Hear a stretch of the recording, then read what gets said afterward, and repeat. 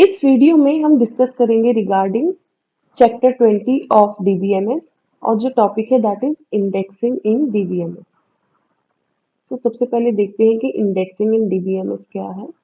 First point है indexing is used to optimize the performance of a database by minimizing the number of disk accesses required when a query is processed। देखिए इसमें क्या होता है, जब भी database के साथ हम इंटरेक्ट कर रहे होते हैं through the medium of query, किसी क्वेरी के माध्यम से ही हम कोई डेटाबेस होता है उससे इंटरेक्ट कर रहे होते हैं। तो जब कोई क्वेरी रन कर रहे होते हैं तो यदि इंडेक्सिंग का यूज नहीं करेंगे तो बहुत टाइम लग जाता है डिस्क को एक्सेस करने में, उस एक्चुअल डाटा को एक्सेस करने में जिसकी जरूरत पड़ रही है। बट इंडेक्सिंग का यूज करने से क्या होगा, डेटाबेस की परफॉर्मेंस ऑप्टिमाइज हो जाती है, मतलब कम से कम समय में हमें उस डाटा तक एक्सेस मिल जाता है जब भी कोई क्वेरी प्रोसेस होगी। ठीक है, वही चीज लिखी हुई है। Indexing is use to optimise the performance of a database by minimizing the number of disk accesses required when a query is processed। Next है the index is a type of data structure. ये भी एक type का data structure होता है index. It is use to locate and access the data in a database table quickly. तो जो database table maintain रहता है तो इंडेक्स को लोकेट करना ज्यादा इजी रहता है और इंडेक्स की मदद से वो एक्चुअल डाटा भी एक्सेस जल्दी हो जाता है डिस्क पे। नाउ नेक्स्ट है इंडेक्स का स्ट्रक्चर क्या होता है। Indexes can be created using some database columns. कुछ डेटाबेस कॉलम्स का यूज करके ही हम इंडेक्स का स्ट्रक्चर भी बना देते हैं। जैसे टेबल का स्ट्रक्चर होता है तो इंडेक्स भी अलग से मेंटेन रहता है। जैसे यहाँ पे आप देख सकते हैं, ये एक सर्च की का कॉलम है, एक डाटा रेफरेंस है। ठीक है, मतलब एक कॉरेस्पॉन्डिंग की हम जनरेट करते हैं, उसी को इंडेक्स कह देते हैं और फिर वही उसी के थ्रू एक्चुअल डाटा कनेक्टेड रहता है कि वो डाटा मेमोरी में या डिस्क में किधर है एक्चुअल में। तो ये है फिगर स्ट्रक्चर ऑफ इंडेक्स का। तो देखिए the first column of the database is the search की। सबसे पहला कॉलम हम क्या बना देते हैं, सर्च की को। That contains a copy of the primary की। देखिए इंडेक्स क्या समटाइम्स बिल्कुल प्राइमरी की को भी ले सकते हैं, मतलब उसी की एग्जैक्ट कॉपी बना लेंगे, उसी को इंडेक्स कह देंगे। या फिर कोई कैंडिडेट की ले सकते हैं और candidate key of the table. The values of the primary key are stored in sorted order so that the corresponding data can be accessed easily. तो सबसे इजी तरीका इंडेक्स का रहता है कि प्राइमरी की को ही ले लो एज अ इंडेक्स, उसी को सर्च की बना देंगे हम एंड उसी को इंडेक्स के रूप में हम यूज कर लेंगे। पहले उसको सॉर्टिंग कर देंगे प्राइमरी की को और फिर सॉर्टेड ऑर्डर में हम डाटा को एक्सेस कर लेंगे। द सेकंड कॉलम क्या है, डाटा रेफरेंस।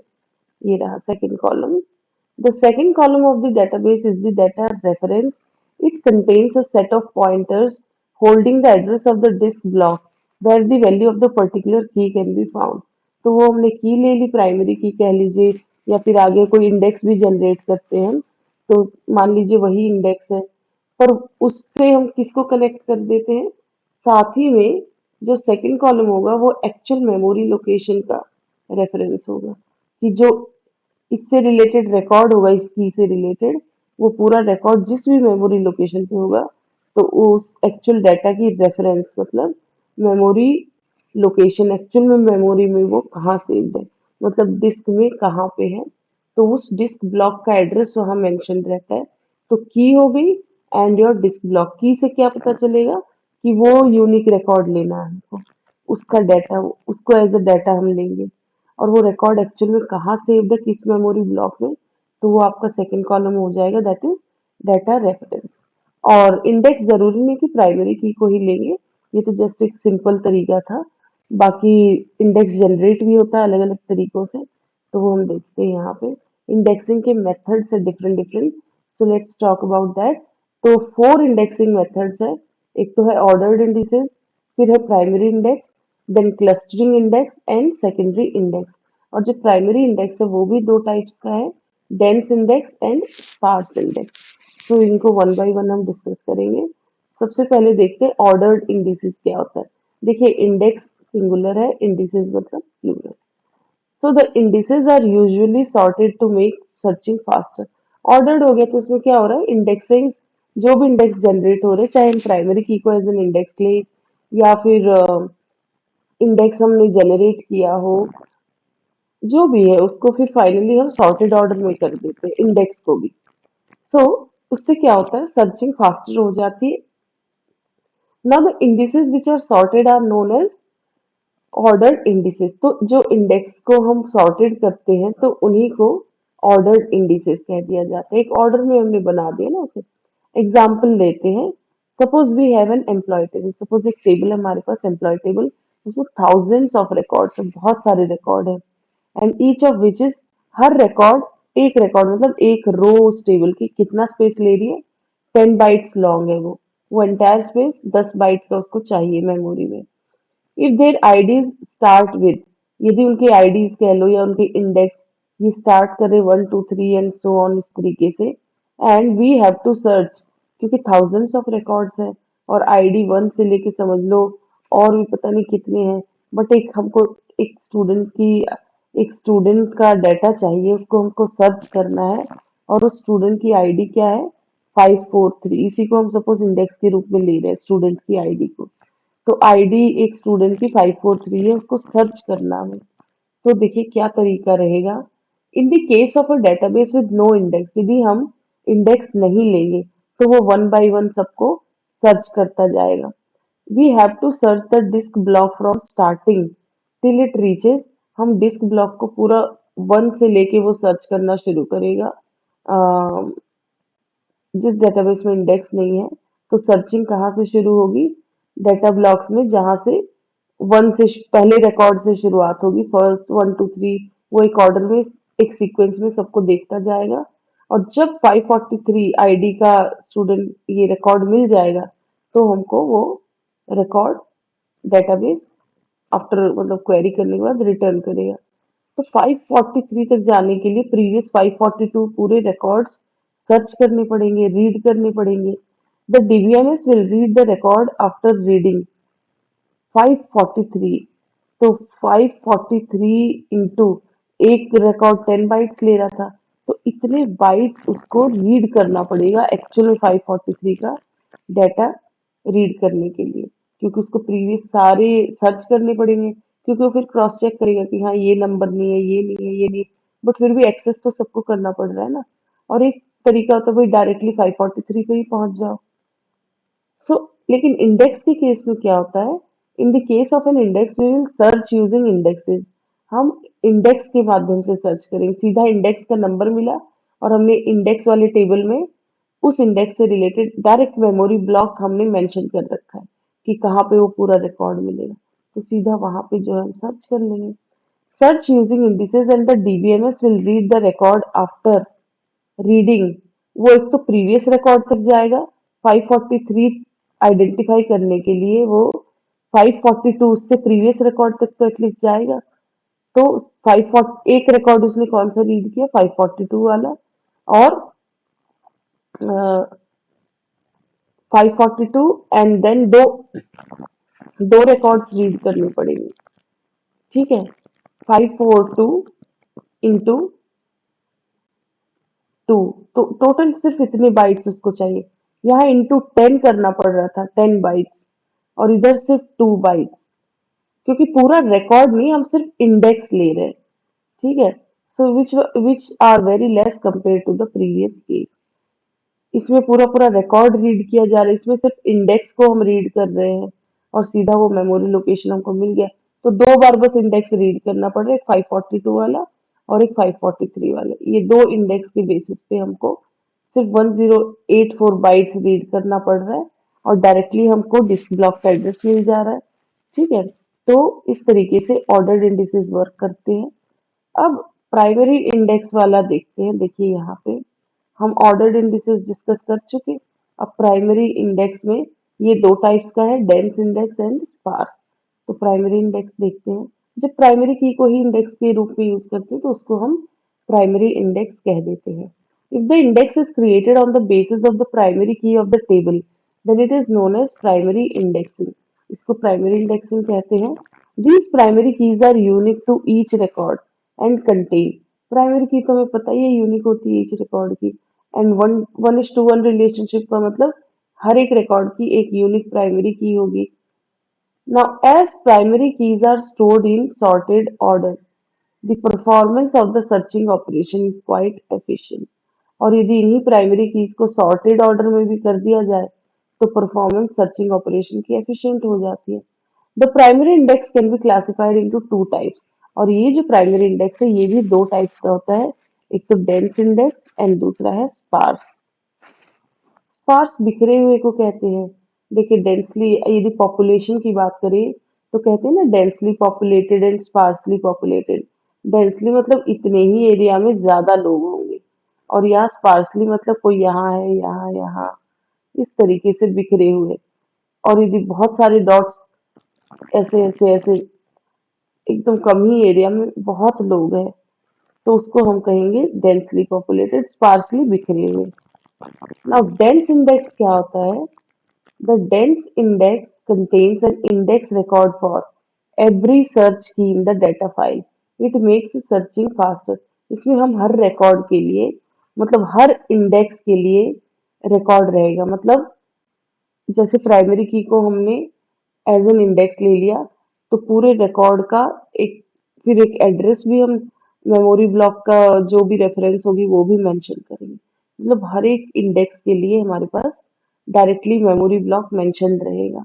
इसमें क्या होता है देखिए सर्चिंग तो फास्टर हो जाती है क्योंकि इमीडिएट जो डाटा चाहिए जो इंडेक्स मेंशन है उसका बस मेमोरी लोकेशन हमको जाना है डायरेक्टली और वो पूरा रिकॉर्ड मिल जाएगा.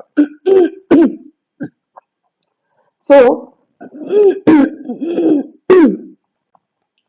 in this, the number of records in the index table is same as the number of records in the main table.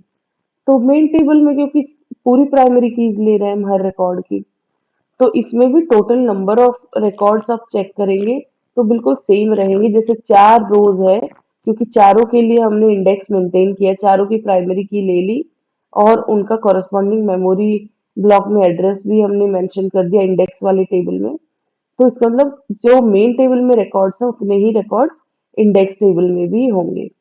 It needs more space to store index record itself. तो पूरा table के जितना ही हमारा index record भी space लेगा. मतलब table के जितना तो भले नहीं लेगा लेकिन रिकॉर्ड्स तो उतनी ही ज्यादा है ना. तो इंडेक्सिंग इंडेक्सिंग के लिए स्पेस बहुत घेरना पड़ रहा है. The index records have the search key and a pointer to the actual record of the disk. Disk में वो रिकॉर्ड एक्चुअली में कहाँ पे है तो वो पॉइंटर के रूप में हम उधर रेफरेंस देते हैं. तो देखिए जैसे इसको की हमने ले लिया ये कंट्रीज को और फिर यहाँ पॉइंटर रहेगा. वो पॉइंटर एक्चुअल में उस रिकॉर्ड की तरफ पॉइंट करेगा उस मेमोरी ब्लॉक की तरफ जहाँ ये पूरा रिकॉर्ड यूपी वाला पूरा रिकॉर्ड हमको मिल जाएगा. ठीक है. तो ये की हो गई यूएसए. उसका पॉइंटर इधर रहेगा. वो कहाँ पॉइंट करेगा पूरे रिकॉर्ड को जहाँ पे ये पूरा रिकॉर्ड एक्चुअल में डिस्क ब्लॉक में सेव्ड है. ठीक है. तो प्राइमरी की हो गई एंड उसका पॉइंटर या मेमोरी लोकेशन यहाँ मेंशन रहेगी. ठीक है. तो डायरेक्टली बस इंडेक्स पता चलेगा तो और इंडेक्स टेबल से हमें पता चल जाएगा की को देख के कि इसका मेमोरी लोकेशन क्या है. बस फिर वो पूरा एड्रेस हमको मिल ही जा रहा है. तो ये तो डेंस इंडेक्स हो गया जहाँ हर एक रिकॉर्ड के लिए मतलब उसकी हर एक प्राइमरी की के लिए हमारे पास इंडेक्स टेबल में वो है डिस्क ब्लॉक मेंशन्ड है. नाउ तो रिकॉर्ड हर एक रिकॉर्ड के लिए इंडेक्स मेंटेन है इसलिए उसको कहते हैं डेंस इंडेक्स. अब हम बात कर लेते अब हम डिस्कस करते हैं स्पार्स इंडेक्स. तो इसमें देखते हैं in the data file index record appears only for a few items. Each item points to a block. So हम यहाँ पे हर आइटम का नाम लेके फ्यू आइटम्स का लेते हैं. जैसे एग्जांपल लेते हैं एक स्टूडेंट टेबल है सपोज उसमें सपोज डिफरेंट डिफरेंट स्टूडेंट के रोल नंबर्स हैं. सपोज कुछ रोल नंबर्स की डिटेल्स हमने इस टेबल में यूज की लाइक 1 to 20 रोल नंबर है सपोज तो हम 1 के लिए ले लेंगे इंडेक्स 5 के लिए 10 के लिए 15 के लिए फिर हम लेंगे 20 के लिए. तो हम हर एक आइटम का रिकॉर्ड ना लेके बीच बीच में आइटम्स का लेंगे। सपोज 10th आइटम का हमने ले लिया और 11th वाले रोल नंबर की यदि हमें डिटेल्स चाहिए तो हम क्या करेंगे, 10th वाले रोल नंबर का जो डिटेल्स हमारे पास, हम उससे मेमोरी ब्लॉक की तरफ चले जाएंगे, उसका एड्रेस हमें मिल जाएगा। तो 10th रिकॉर्ड तक डायरेक्टली थ्रू इंडेक्स हम उस डिटेल्स को देख सकते हैं कि 10th रिकॉर्ड मेमोरी ब्लॉक में कहाँ सेव्ड है, क्योंकि वो इंडेक्स में मेंटेन्ड है। बस उसके बाद एक सीक्वेंस में हम रिकॉर्ड्स को देखते जाएंगे। तो जो 12th रिकॉर्ड है उससे पहले 10 के बाद 11 देखेंगे, फिर 12। तो इस तरीके से हम नियरेस्ट रिकॉर्ड तक चले जाते हैं और फिर एक सीक्वेंस में सर्च करेंगे तो वो रिकॉर्ड हमको उसी के आसपास मिल जाएगा। तो यहाँ पे क्या होता है, हर एक आइटम के लिए नहीं इंडेक्स मेंटेन हुआ है, सिर्फ कुछ आइटम्स के लिए इंडेक्स मेंटेन है कि वो आइटम मेमोरी ब्लॉक में कहाँ पे सेव्ड है, उसका एड्रेस मेंशन रहेगा। In this, instead of pointing to each record in the main table, the index points to the records in the main table in a gap. एक gap में हम index maintain कर रहे हैं, बजाय हर एक रिकॉर्ड के लिए हम मेन टेबल में एंट्री नहीं दे रहे हैं। मतलब इंडेक्स टेबल में हर एक रिकॉर्ड के लिए नहीं मेंटेन कर रहे हैं, हम एक गैप में मेंटेन कर रहे हैं। सपोज यहाँ पे यूपी के लिए ले लिया हमने, देन नेपाल के लिए, फिर यूके के लिए। तो यूपी के लिए इंडेक्स टेबल में हमने मेंटेन कर लिया कि यूपी जिस रिकॉर्ड का ये की, जैसे यूपी की हमने इसी को ले लिया है, इस वाले कॉलम को जिसमें आपकी कंट्रीज मेंशन्ड है या स्टेट मेंशन्ड है जो प्लेस लिखा हुआ है। तो यूपी के लिए हमने ले लिया, फिर नेपाल के लिए ले लिया, यूके के लिए ले लिया। तो सपोज यूएसए सर्च करना है तो हम उसके नियरेस्ट यूपी वाले रिकॉर्ड तक पहुंचेंगे और फिर एक सीक्वेंस में देखेंगे तो नेक्स्ट रिकॉर्ड हमको यूएसए का दिख जाएगा। सो यहाँ पे हमने क्या किया है, जो इंडेक्स का है वो ओवरहेड नहीं रहेगा। आप देख सकते हैं यहाँ पे यूएसए को सर्च करने के लिए हमें यूपी वाले रिकॉर्ड तक जाना पड़ा, तो उसके नियर बाय ये रिकॉर्ड हमको मिल जाएगा। सो यहाँ पे फ्यू आइटम्स को उनके लिए इंडेक्स जनरेट हो रहा है, ना कि हर एक आइटम के लिए। सो ये है कॉन्सेप्ट स्पार्स इंडेक्स का। और जो डेंस इंडेक्स था उसमें हम हर एक रिकॉर्ड के लिए जो है मेंटेन करते थे इंडेक्स। सो हमने देख लिया प्राइमरी इंडेक्स में dense index and sparse index. अब क्लस्टरिंग इंडेक्स देखते हैं। A clustered index can be defined as an ordered data file. ये ऑर्डर्ड डाटा फाइल होती है। Sometimes the index is created on the non-primary key columns which may not be unique for each record. देखिए अभी तक तो हमने देखा कि प्राइमरी की को ही इंडेक्स के रूप में हमने यूज कर लिया, बट अब नॉन प्राइमरी की कॉलम को लेंगे और हम उस पे इंडेक्स जनरेट करेंगे। और ये प्राइमरी की नॉन प्राइम की कॉलम्स क्या कहलाते हैं, इनकी जो वैल्यू होती है that is not unique for each record. इनकी वैल्यू से आप किसी रिकॉर्ड को यूनिकली आइडेंटिफाई नहीं कर सकते, क्योंकि ये अपने आप में रिपीटेड वैल्यूज होती है। हो सकता है डिफरेंट डिफरेंट रिकॉर्ड की अलग अलग वैल्यू हो, तो इनको नॉन प्राइम की कॉलम्स कहते हैं। बट इनके बेसिस पे यदि हम कोई इंडेक्स जनरेट कर रहे हैं उसको कहेंगे क्लस्टर्ड इंडेक्स। जैसे बेसिकली क्लस्टर्ड इंडेक्स आपका काम करता है जब कॉम्पोजिट की के केस में। Now in this case to identify the record faster we will group two or more columns to get the unique value and create index out of them. This method is called a clustering index. मतलब जैसे primary, sometimes क्या होता है, एक ही column को हम primary की नहीं लेते हैं, हमें मोर देन वन कॉलम्स की जरूरत पड़ती है और उनके कॉम्बिनेशन से हम फिर यूनिक वैल्यू जनरेट करते हैं। मतलब उनका कॉम्बिनेशन फिर की का काम करता है और उसकी वजह से फिर किसी रिकॉर्ड को हम यूनिकली डिटरमाइन कर पाते हैं। तो जब हम मोर देन टू कॉलम्स को की के रूप में ले रहे हैं और उससे जो इंडेक्स हम निकालते हैं उसी को हम कहते हैं कि ऐसे इंडेक्स को हम क्लस्टरिंग इंडेक्स कहते हैं। बाकी जो प्राइमरी की से मिल रहा था इंडेक्स उसको तो प्राइमरी इंडेक्स कह ही रहे थे हम। उसमें हमने देखा है उसको क्लस्टरिंग इंडेक्स, उसको सॉरी डेंस इंडेक्स और स्पार्स इंडेक्स टू टाइप्स हमने देखा ही है। तो जब हम नॉन प्राइम की कॉलम्स को ग्रुप करके उसमें से कोई इंडेक्स निकालते हैं, देन ऐसे में कहते हैं this method is called a clustering index. तो इसमें क्या होता है, प्राइमरी एक कॉलम को तो हम प्राइमरी की बना नहीं पाते, तो किसी रिकॉर्ड को फास्ट आइडेंटिफाई करने के लिए हम ग्रुपिंग कर देते कॉलम्स की। इसलिए यहाँ टर्म आया है क्लस्टरिंग इंडेक्स। तो अब नेक्स्ट पॉइंट इसमें देखते हैं, the records which have similar characteristics are group. जिन रिकॉर्ड्स की सिमिलर कैरेक्टरिस्टिक्स है उनको एक ग्रुप में डाल दिया जाता है और उनके लिए फिर उन ग्रुप के लिए इंडेक्स जनरेट किया जाता है। and indexes are created for these group. जो भी सिमिलर टाइप के रिकॉर्ड्स होंगे उनको एक ग्रुप में डाल देंगे। जैसे एग्जांपल ले लेते हैं, suppose a company contain several employees, एक कंपनी में बहुत सारे एम्प्लॉयज हैं हर एक डिपार्टमेंट में। Suppose we use a clustering index, एक क्लस्टरिंग इंडेक्स का हम यूज करेंगे where all employees which belong to the same department ID are considered within a single cluster. एक डिपार्टमेंट आईडी के एम्प्लॉयज को हमने एक क्लस्टर में ले लिया and index pointers point to the cluster as a whole, और उस पूरे क्लस्टर के लिए हमने एक इंडेक्स जनरेट कर लिया। तो वो इंडेक्स पॉइंटर उस पहले रिकॉर्ड की तरफ पॉइंट करेगा मेमोरी ब्लॉक के, जहां वो उस डिपार्टमेंट आईडी का पहला रिकॉर्ड सेव्ड होगा। बाकी सारे एक सीक्वेंस में सेव्ड होंगे। और यहाँ डिपार्टमेंट आईडी जो है वो नॉन यूनिक की है, क्योंकि ये वैल्यूज डिपार्टमेंट आईडी रिपीट हो सकता है। एक ही डिपार्टमेंट आईडी कई बार लिखा हो तो दैट मीन्स यूनिक वैल्यू तो नहीं रही इसकी, ये की तो नहीं है। तो ये नॉन यूनिक की पे हमने जो इंडेक्स जनरेट किया है इसी को क्लस्टरिंग इंडेक्स कहेंगे, और एज अ ग्रुप भी जनरेट कर दिया पूरे क्लस्टर के लिए। सो ऐसे कॉन्सेप्ट को कहते हैं क्लस्टरिंग इंडेक्स। जैसे किसी एक पर्टिकुलर डिपार्टमेंट आईडी के एम्प्लॉयज के लिए हमने एक इंडेक्स जनरेट कर लिया। फिर उस डिपार्टमेंट आईडी का जैसे हमें रिकॉर्ड, फर्स्ट रिकॉर्ड का एड्रेस तो मिल गया, बाकी जो भी चाहिए फिर हम नॉर्मल सर्चिंग करेंगे उसमें, जैसे एक ऑर्डर में सर्च करते हैं वन बाय वन फिर रिकॉर्ड्स को, तो वो रिकॉर्ड हमको फिर मिल जाता है।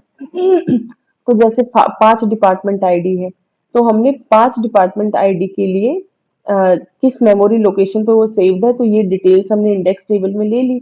तो पॉइंटर कहाँ पॉइंट कर रहा है, वो मेमोरी ब्लॉक जहाँ पे पहला रिकॉर्ड सेव्ड है डिपार्टमेंट आईडी का। 3 रिकॉर्ड्स है, तीन डिपार्टमेंट आईडी के तीन, वन डिपार्टमेंट आईडी के 3 एम्प्लॉयज है, और सपोज ये मेमोरी ब्लॉक्स है, हर एक मेमोरी ब्लॉक का साइज जो है कुछ फिक्स्ड रहता है। ठीक है, सपोज इतने साइज का एक मेमोरी ब्लॉक ले लिया हमने, तो 4 मेमोरी ब्लॉक्स ले लिए, और एक ब्लॉक में 4 रिकॉर्ड सेव कर पा रहे हैं हम। तो हम क्या करेंगे, जैसे डिपार्टमेंट आईडी 1 है, तो उस ये पहले वाले ब्लॉक में 3 रिकॉर्ड्स आ गए, फिर एक खाली रह गया।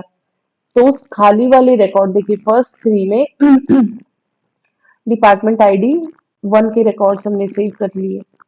ठीक है, तो यहाँ से मिल जाएंगे। फिर 2 डिपार्टमेंट आईडी के लिए भी, क्योंकि यहाँ एक स्पेस खाली था तो हमने इसी ब्लॉक पे पॉइंट कर दिया, तो 2 का एक रिकॉर्ड तो यहाँ आ गया, बाकी के लिए दूसरा ब्लॉक चाहिए, तो हम इस ब्लॉक को कनेक्ट कर देंगे नेक्स्ट मेमोरी ब्लॉक से, जहां भी फिर 2 के आगे के रिकॉर्ड्स हम सेव करेंगे। तो 2 के अब बाकी के 4 रिकॉर्ड्स के लिए हमने और एक ब्लॉक ले लिया। ठीक है, ये 2 के रिकॉर्ड्स के लिए नेक्स्ट ब्लॉक ले लिया, इसीलिए हमने इसको यहाँ पे लिंक कर दिया, ये देख सकते हैं आप।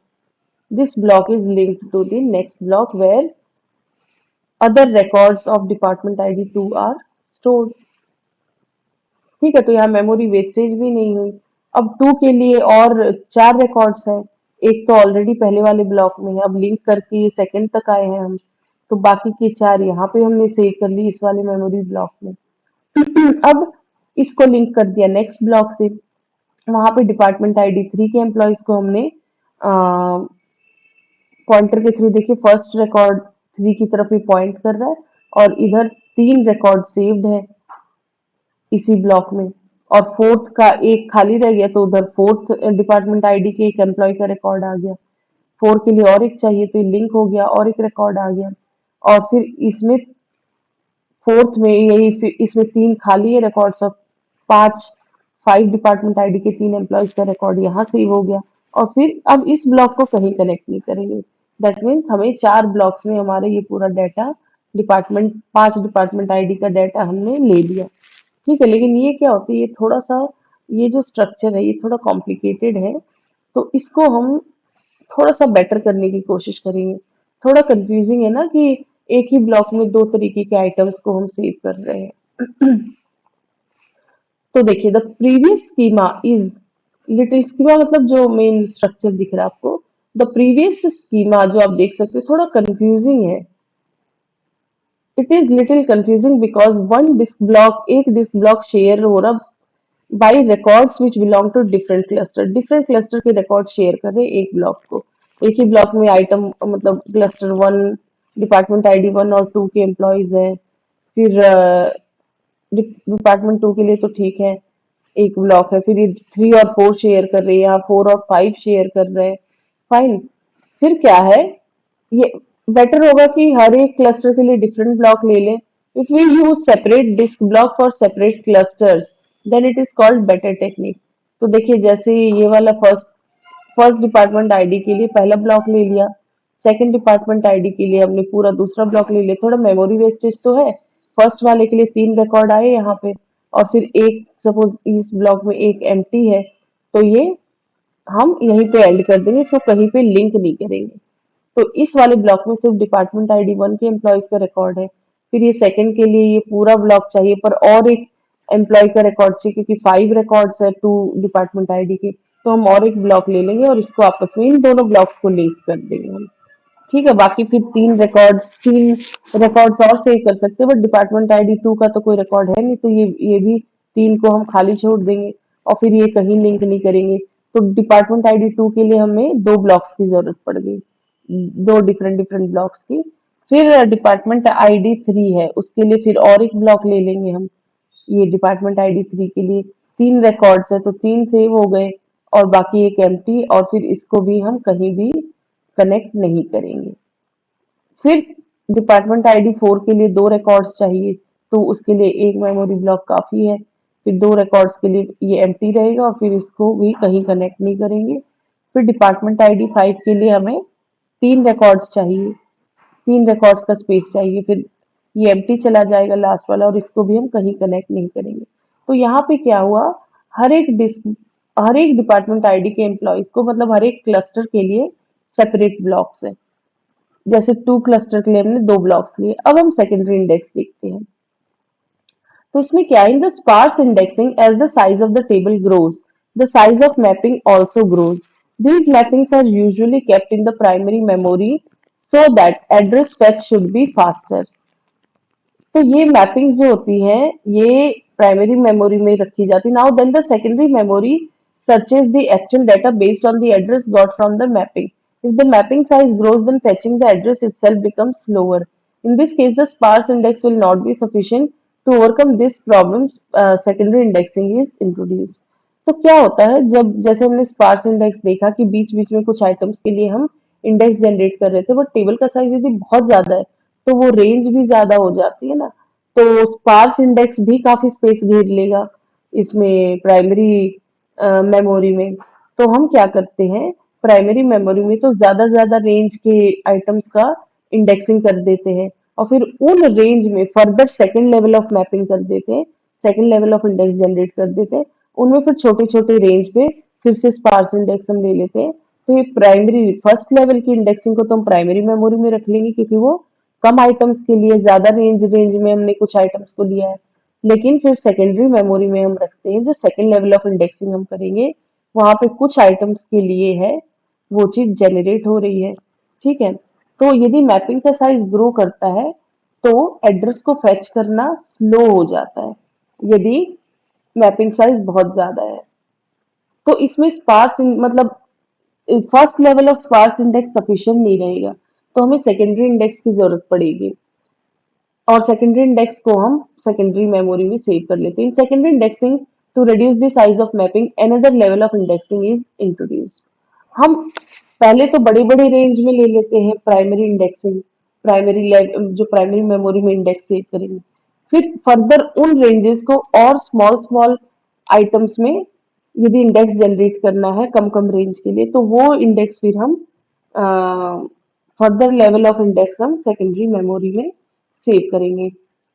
अब देखिए, then each range is further divided into smaller ranges. लेकिन ये जो ईच रेंज को फर्दर स्मॉलर रेंजेस में किया है, ये डिटेल्स कहाँ सेव करेंगे हम, ये वाली इंडेक्सिंग को हम इसमें सेकेंडरी स्टोरेज में करेंगे, क्योंकि प्राइमरी मेमोरी तो बहुत लिमिटेड होती है ना, वहां इंडेक्स ही सेव करेंगे तो फिर प्रोसेसिंग कहाँ से होगी। The mapping of the first level is stored in the primary memory. पहली बार का जो इंडेक्स है, जो मैपिंग की हमने रिकॉर्ड्स की एड्रेस से मेमोरी ब्लॉक में, मतलब कि कहाँ मेमोरी ब्लॉक में कौन से एड्रेस में सेव्ड है, तो वो first level of mapping primary memory में है, ताकि पहली बार जब हम उस पर्टिकुलर एड्रेस को सर्च करें तो एड्रेस फेच फास्टर हो, क्योंकि प्राइमरी मेमोरी को एक्सेस करना, प्राइमरी मेमोरी फास्ट मेमोरी होती है, उससे कोई भी चीज जल्दी मिल जाती है। और सेकंड लेवल ऑफ मैपिंग के लिए हम हार्ड डिस्क पे जाएंगे, क्योंकि वो इंडेक्स ही कहाँ सेव्ड है, हार्ड डिस्क में, सेकेंडरी मेमोरी में। The mapping of the second level and actual data are stored in the secondary memory, that is hard disk. तो यहाँ पे दो लेवल ऑफ मैपिंग कर दी है। ज्यादा रेंज के आइटम्स ले लिए पहले, तो वो कम आइटम्स होंगे, इंडेक्स छोटा होगा, तो वो हमने कहाँ रख दिया, देखिए यहाँ पे आप देखिए, जैसे रोल नंबर 100, 200, 300 के लिए हमने ले लिया, बड़ी बड़ी 100 की रेंज ले ली हमने, तो उसके लिए हमने प्राइमरी लेवल इंडेक्स जनरेट किया और इसको कहाँ सेव कर दिया, रैम में, रैंडम एक्सेस मेमोरी में, प्राइमरी मेमोरी में। तो ये इंडेक्स कहाँ पॉइंट कर रहा है, 100th रिकॉर्ड की तरफ, कि वो मेमोरी में कहाँ पे सेव्ड है। ठीक है, और फिर हम सेकेंडरी लेवल इंडेक्स जनरेट करेंगे हार्ड डिस्क में।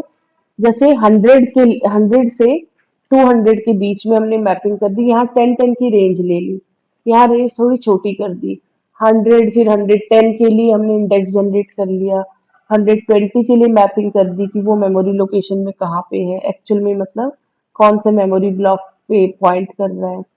फिर ऐसे 10 की रेंज में ले लिया, फिर 200 से 300 के बीच में लिया, फिर 300 से जो भी 310 तक सपोज रोल नंबर्स है हमारे पास। अब फिर एक्चुअल में हम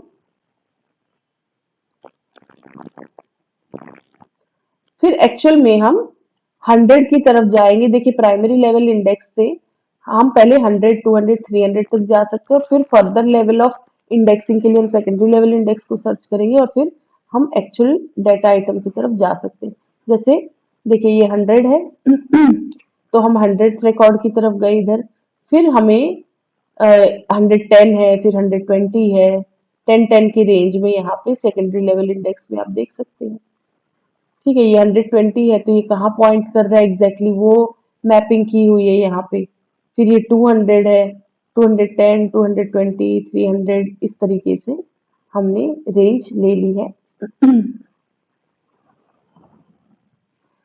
सो यहाँ पे actual data block in memory मतलब एक्चुअल रिकॉर्ड है, कि 100th रिकॉर्ड इधर है, 101 इधर है, 110 इधर है।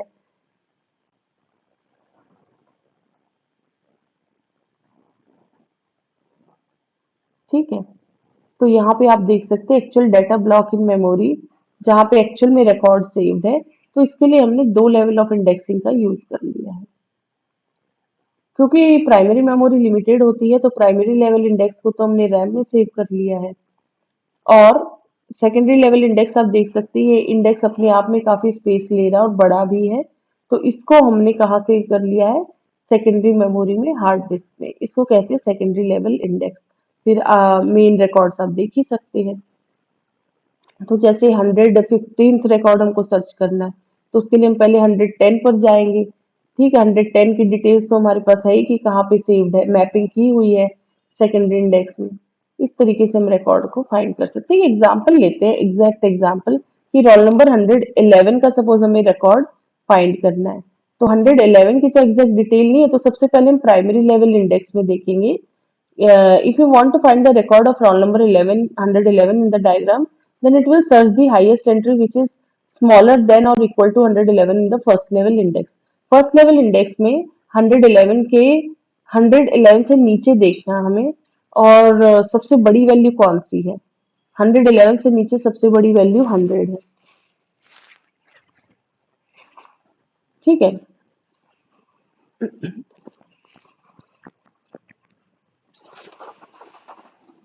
तो आप देख सकते हैं कि इससे नीचे ये 100th वैल्यू है, तो हम 100 वाले रिकॉर्ड तक चले जाएंगे इसमें। ठीक है, फिर 111 है, तो इस वाले इंडेक्स में अब हम देखेंगे कि 111 से नीचे कौन सी वैल्यूज है, 100 है और 110 है।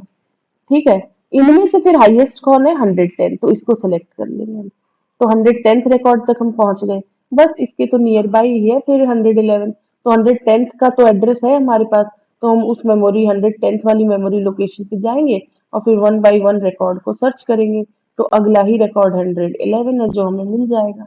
ठीक है, इस तरीके से ये वर्क करेगा।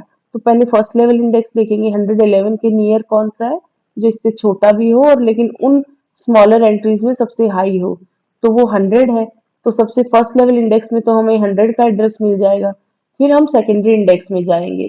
Then in the second index level again फिर वो फिर सर्च करेगा कि 111 से नीचे कौन सी एंट्रीज है, और उनमें से फिर हाईएस्ट को ले लेगा। तो 111 से नीचे क्या क्या है, 100 है और 110 है। इनमें से हाईएस्ट कौन सा है,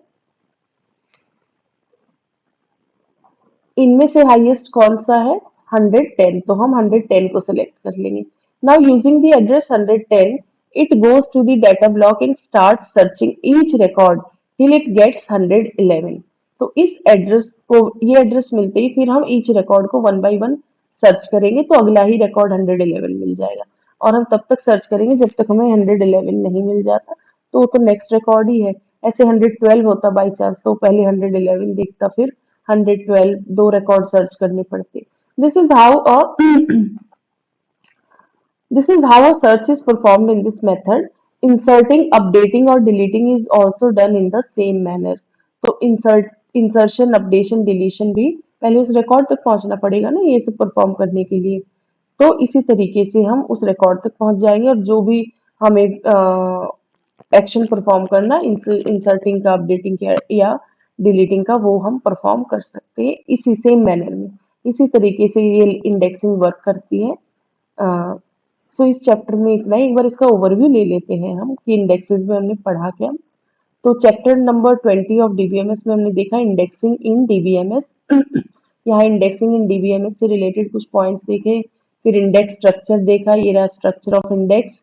then indexing methods, different different methods, ordered indices, primary index, clustering index, secondary index. फिर प्राइमरी इंडेक्स में dense index, sparse index. Then ordered indices देखा हमने, डिटेल में एक एक को पढ़ा। ऑर्डर्ड इंडिसेस, फिर प्राइमरी इंडेक्स, इसके दो टाइप्स हैं, dense index and sparse index. फिर क्लस्टरिंग इंडेक्स देखा। फिर ये हमने क्लस्टरिंग इंडेक्स के दो तरीके से एग्जाम्पल देखे। सेकेंडरी इंडेक्स है इसके बाद। सो इस वीडियो में इतना ही। Thank you so much.